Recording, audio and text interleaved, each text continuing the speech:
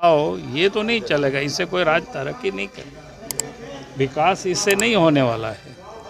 तो ये बजट बिल्कुल कॉपी पेस्ट है, सिर्फ वो खाओ पकाओ वाला योजना को इसमें महत्व दिया गया है। सरकार कह रही है कि राज्य आर्थिक रूप से मजबूत हुआ है। कहा कि कृषि बिल तो ये एक बार बोलते, उस समय भी 2 लाख की बातें की थी, इस समय उन्होंने कहा था कि हम आप करेंगे, आप याद करिए उस समय की।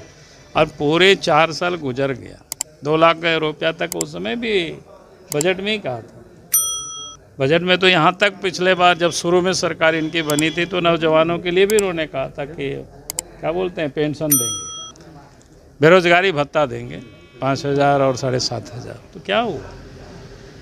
सरकार तो ये खाओ पकाओ वाला बजट है इनका। सरकार के दावा कर रही है कि आर्थिक बजट जो बजट आज हमारा आम बजट पेश हुआ है हमारे इस राज्य का, जिसको देखने के बाद किसी भी क्षेत्र में आपको कोई उत्साह नहीं दिखाई देगा।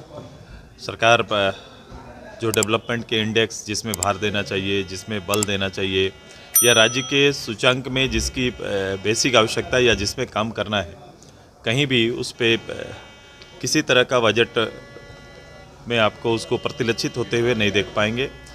सबसे दुख की बात है कि शिक्षा जैसे विभाग में बजट घटा दिया गया है। अब बताओ, इस राज्य की इसी प्राथमिकता देखो, कोई भी प्रगतिशील जो स्टेट होता है वो अपना शिक्षा, हेल्थ, ये सारे विषयों पर सबसे ज़्यादा भार और जोर देता है। यहाँ की सरकार उससे बजट जो पिछले बजट से उसको नीचे ले जा रही है।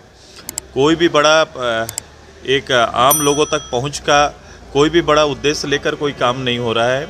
किसी क्षेत्र में कहीं भी कोई भी क्षेत्र अलग से आप देख लो, अलग अलग एक एक विभाग बार हम लोग देखेंगे भी, आप भी देखेंगे, कहीं भी इस राज्य को माना कि आम गरीब लोगों को मानक बनाकर काम नहीं किया जा रहा। गांव के विकास को लेकर कोई झलक दिखी? गांव को विकास को लेकर इनकी कल्पनाएं ही अलग है।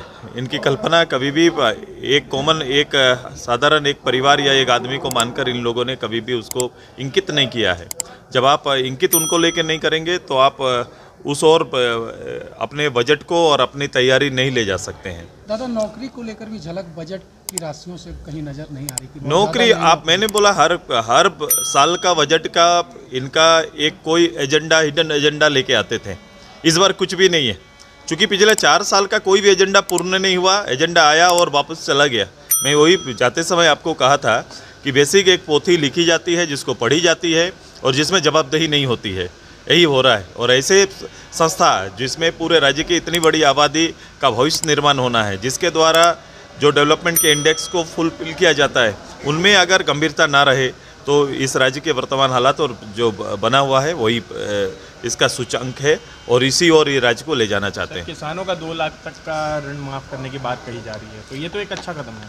नहीं, आप उसके आंकड़े पर मत जाओ। आप बोलो कि जब ये सरकार ने कहा था कि हम किसानों का ऋण माफ़ करेंगे, इनका पहला था कांग्रेस का, झारखंड मुक्ति मोर्चा का।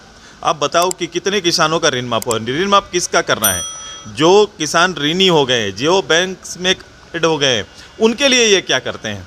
उनको ना उभार की जरूरत पड़ेगी, उन किसानों को उठा